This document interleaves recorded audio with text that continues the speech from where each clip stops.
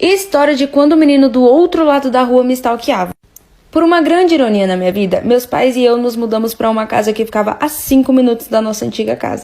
Só que depois disso eu entrei numa escola particular e a maioria das crianças da minha cidade iam para a escola pública, então eu não conhecia muita gente na minha cidade. Enfim, uma semana depois de nos mudarmos, nossos vizinhos do outro lado da rua nos convidou para um churrasco e enquanto a gente estava lá eu comecei a conversar com o filho mais velho deles. E a gente acabou se dando super bem, de um jeito além da amizade. Esse filho deles era do 3º ano e eu do 2º. Bom, nas semanas seguintes a gente passou a se falar praticamente todos os dias e saímos juntos sempre. Importante saber que ele tinha um irmão mais novo, e aí num dia que eu fui na casa deles, o irmão mais novo começou a agir de uma forma esquisita, falando coisas desconexas, mas eu ignorei. No outro dia de manhã, quando eu estava esperando a minha mãe voltar do trabalho, porque ela trabalha à noite, para me levar para a escola, eu vi aquele irmãozinho dele me olhando pela janela. E eu, com medo de ser paranoica, pensei, não, ele deve estar olhando qualquer outra coisa, menos eu.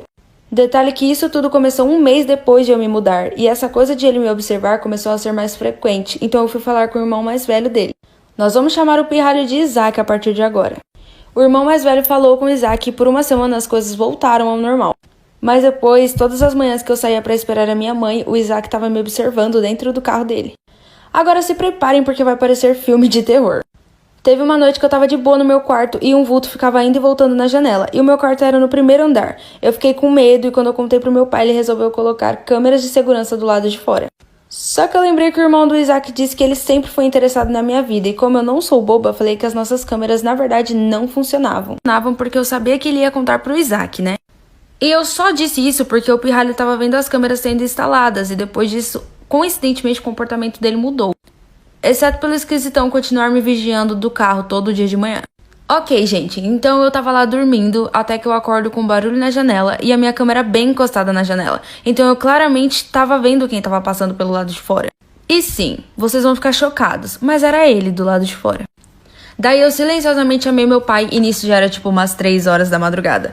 Depois que eu contei pro meu pai, ele saiu lá fora e não tinha ninguém. No dia seguinte, quando olhamos as câmeras, vimos o idiota do Isaac tentando quebrar a minha janela com alguma ferramenta. Óbvio que a gente foi conversar com os pais dele sobre isso, e eles o levaram para um hospital psiquiátrico. E eu e meus pais nos mudamos de novo.